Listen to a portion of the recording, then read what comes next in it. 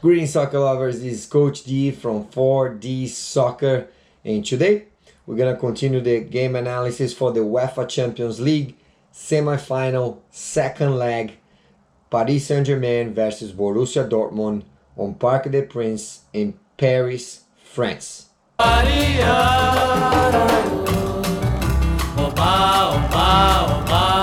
So it's 0-1 on the aggregate, right? Dortmund scored 1-0 on the first leg in Dortmund. So now we have Paris Saint-Germain came with a 4-3-3 formation, slightly different from the first leg.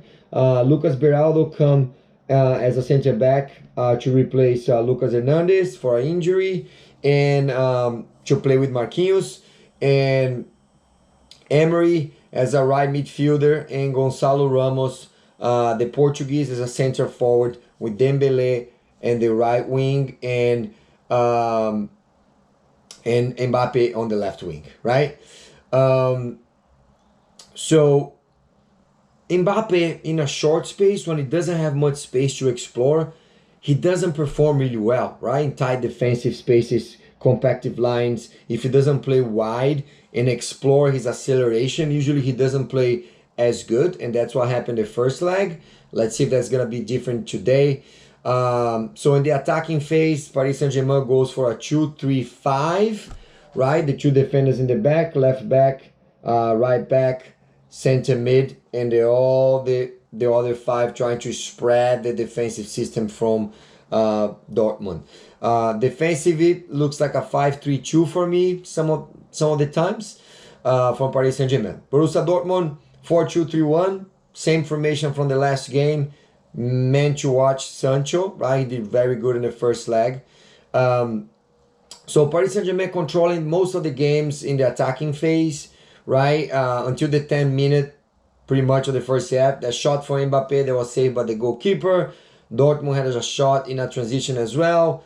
Vitinha found a great through ball to Gonçalo Ramos, but he finished wide. Hakimi was supporting a lot from the attacking, and Mendes was staying more in the base, like with three defenders, right? With Beraldo and Marquinhos, one Hakimi attack, support the attack in the first defensive line. So Paris Saint-Germain tried to press Dortmund height, very high, right? Gonçalo Ramos and Mbappe triggered the pressure. Dortmund is finding some transitions, most with Sancho leading the offensive actions. And in terms of stats, everything was very balanced until the 15-20 minute of the game. Possession was almost 50-50, and shots as well. Dortmund, in the first half, I noticed was defending a 4-1-4-1 with Ken in front of the defensive lines, right, protecting between the lines. So in a great play from Paris Saint-Germain, combination between Mbappe and Mendes from the left. Mbappe brings into the inside, attracting all the defenders, find a pass, and that Dembele finish above the goal. Paris Saint-Germain, as a home team, right, was behind the scoreboard because they lost 1-0 the game, the first leg. So they're trying to be more aggressive to try to find the equalizing goal. So Fabio Ruiz was dropping close to the defensive for the build-up, right? And sometimes he plays wide on the left, and then Vitinha comes down for the build-up close to the defenders to create, to have more creativity on the midfield from Paris Saint-Germain. Dortmund, there's danger transition with Ademi, had a clear chance, and Donaruma denied with a great save with his left hand. So now a lot of people is talking about in these new statistics they call XG, right? Expected goals. Basically, expected goals is calculated how many goals the team should have scored in average of the base on the numbers and quality of the shots that they taken, right? So how expected goals they should have based on the statistics and everything that's go around. We're gonna talk a little bit about that. So Dortmund is trying the long ball sometimes too, right? That's how they scored the first goal, with a long ball for the defensive line. So Paris Saint-Germain had more chances, in my opinion, and Vitinha had a through ball to Mbappe as well that switched the sides to the right, shot from Fabio Ruiz was deflected, and the first half, the possession was 61 Paris Saint-Germain, 39% from Dortmund. Shots 8 from Paris Saint-Germain, 4 for Dortmund. On target, 4 for Paris Saint-Germain, 1 for Dortmund. So Paris Saint-Germain, there's a better and there's a high XG, expected goals, right? But to me, the most clear chance was from Dortmund with the attack that Donaruma saved, right? So Paris Saint-Germain needs goals, so Dortmund will mark in a lower block and going for a counter-attack. So that's what they're trying to do, right? Gonçalo Ramos was more doing the off-ball work, right? And leaving Mbappe to try to get a counter-attack, explore the space behind the defensive line for Dortmund. That's pretty much what happened in the first half. So second half, Paris Saint-Germain started on the attack and almost scored with Emery that hit the post after a short corner from Mbappe in a combination play. The expected goal for Paris Saint-Germain increased for over 1.09. So technically they should be scoring by now, right? Or the chances that they have. There was a very clear chance for goal. He hit the post. So the road to London is becoming more far for Paris Saint-Germain after that mistake, right? So in a ball pass for Donnarumma, the corner kick in the second post, and Hummels scored a goal, right? Find the back of the net, headed, beautiful headed, nice technical movement. Berardi and Marquinhos was focused on the ball, didn't see behind them. So they scored, right? Yeah, football, soccer is unpredictable, right? It's not always the best team that wins. And the gods of football also, there's no mercy sometimes. When you miss a chance, the other team is going to have a chance. And if they score, that's the way it is, right? So that's what happened very quickly. Dortmund put more pressure in Paris Saint-Germain, right? So Paris Saint-Germain missed a chance. They're playing better. They have more offensive actions. But one defensive mistake, that's all he needs. 0-2 in the aggregate, 1-0 Dortmund, 2-0 in the aggregate. So now Dortmund was defending a lower block, 4-5-1, very compact, right? Tzic put Marco Reus, the coach from Dortmund, put Marco Reus on Ademi. Reus announced on his social media that he's leaving Dortmund after 14 years with the club, right? Possibly retire after this season. Marco Reus numbers with Dortmund, 387 games, 161 goals and 121 assists. Pretty good numbers.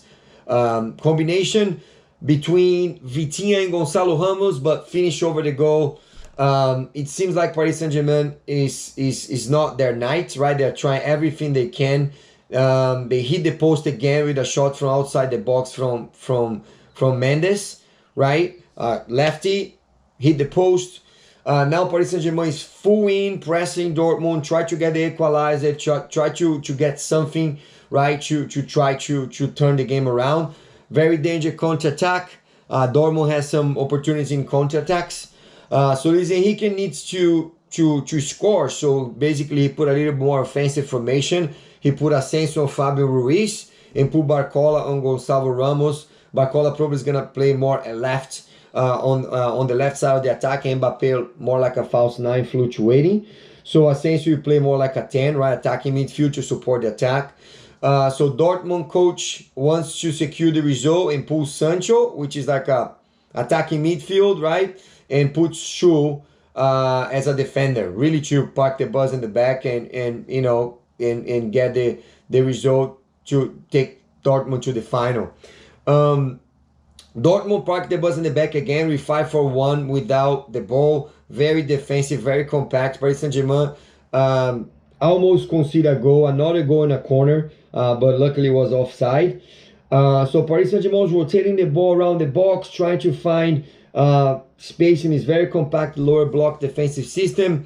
Trying a lot of crosses on the box, right? Mbappe had a chance in a corner. Marquinhos had it, but it's a little bit wide. Paris Saint-Germain team seems a little nervous and tension back at that point of the game. Hakimi almost got a red card. So the dream of the project for Paris Saint-Germain in the UEFA Champions League title is getting far and far, right? So no way. It's almost definitely not the Paris Saint-Germain night, right? Another chance inside the box, bouncing the ball. Mbappe didn't hit the ball that's good. Got a deflection, and the goalkeeper had a great save. Paris Saint-Germain was trying to lot of crossing on the box because it was very compacted 5-4-1 from Dortmund, and nothing could get through it. Vitinha find a great shot from outside the box, explode in the top crossbar, and generate a counter attack. Almost Dortmund, but Dortmund is not in the rush, right? There's anything, the clock is in favor of Dortmund. To me, Vitinha is one of the best players from Paris Saint-Germain. Paris Saint-Germain almost they complain about a PK penalty kick from Mbappe.